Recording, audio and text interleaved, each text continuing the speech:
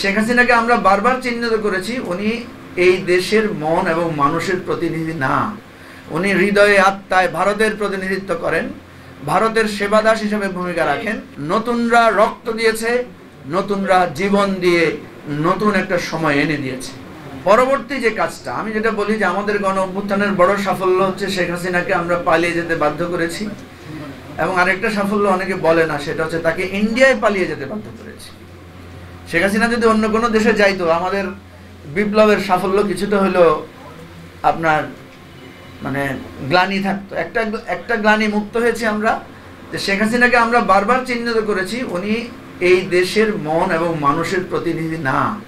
উনি হৃদয়ে আত্মায় ভারতের প্রতিনিধিত্ব করেন, ভারতের সেবাদাস হিসেবে ভূমিকা রাখেন। এটা আমরা বলতাম কিন্তু প্রমাণ করতে পারতাম না। এবারের অভ্যুত্থানের আমাদের বিপ্লবীদের একটা বড় বিজয় হচ্ছে তারা সেটা হাতে কলমে প্রমাণ করে দিয়েছে।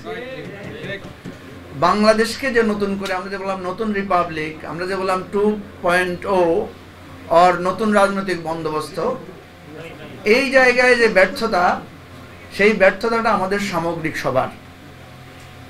এখানে যদি আমি বলি বিপ্লবের নেতৃত্বের ব্যর্থতা আছে, এখানে যদি বলি আমরা যে যারা এই আন্দোলনের সাথে সম্পৃক্ত ছিলাম আমাদের ব্যর্থতা আছে, এখানে যদি বলি আমাদের আমলাতন্ত্র, আমাদের ডিপ স্টেট, আমাদের মিডিয়া, আমাদের বুদ্ধিজীবী মহল, আমরা যাদেরকে এই অন্তর্বর্তীকালীন সরকারে বসিয়েছি তাদের পুরো দমেই এই ব্যর্থতাটা আছে।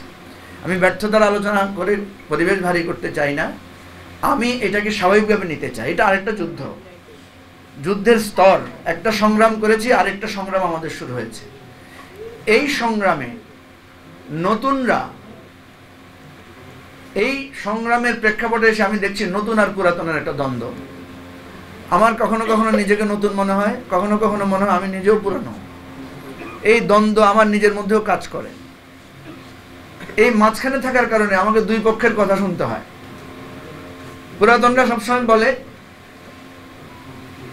নতুনদের প্রশ্নের জবাব আমার কাছে চায়, তারা এত অধ্যত্বপূর্ণ কেন, তাদের যে নতুনত্ব তারা ধরে রাখতে পারছে না কেন, তাদের কোনো আচরণে পুরানো ধাঁচ কেন, তারা কেন পুরাতনদের ভাষায় কথা বলছে, তারা কেন উস্কানিমূলক পথে পা দিচ্ছে, তারাই বা কেন আবার নতুন নতুন বিতর্ক তৈরি করছে। এই ধরনের প্রশ্ন পুরাতনদের মধ্যে থেকে করা হয়।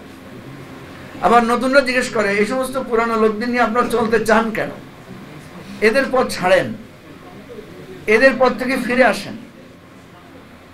এই নতুন এবং পুরাতনের দ্বন্দ্বের মাঝখানে থেকে আমি যেটা দেখতে পাচ্ছি সেটা হচ্ছে এখানে যদি সমঝোতা না হয় তাহলে আমরা আমাদের এই বিপ্লব পরবর্তী সাফল্য অর্জন করতে পারবো না, ব্যর্থ হয়ে যাব। পৃথিবীর বহু জায়গায় বিপ্লবের পরে কিন্তু আরো ঘোর অন্ধকার নেমে এসেছে, গৃহযুদ্ধ হয়েছে, জাতিগত সংঘাত ছড়িয়ে পড়েছে, রাষ্ট্র অকার্যকর হয়ে পড়েছে, সেরকম ঝুঁকি এবং বিপদ কিন্তু আছে।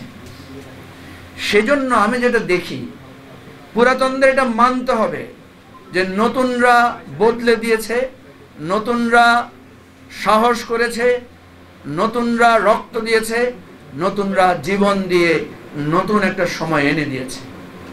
কিন্তু নতুনদেরকেও বুঝতে হবে যে আমাদের ভুল আছে, আমাদের ত্রুটি আছে, আমাদের স্রোতে গা ভাসিয়ে দেওয়ার প্রবণতা আছে, সেটাকেও আমাদেরকে সময়ে সময়ে সংশোধন করতে হবে।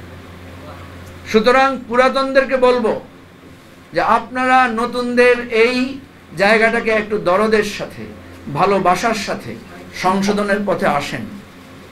যদি সংশোধনের পথে, ভালোবাসার পথে নতুনদেরকে আমরা ধারণ করতে না পারি তাহলে আখেরে আপনারাও ক্ষতিগ্রস্ত হবেন, নতুনদের স্বপ্নটাও ভঙ্গ হবে।